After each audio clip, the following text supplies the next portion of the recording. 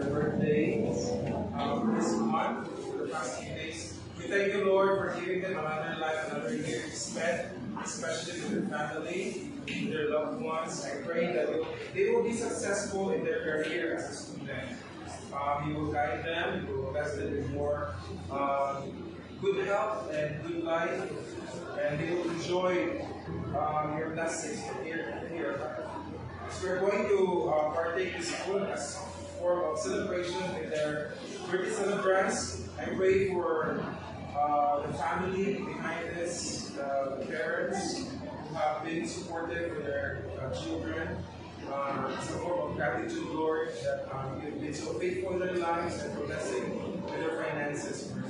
Thank you, Lord, that you will give back, you will return to them manifolds of blessings in their lives and their family.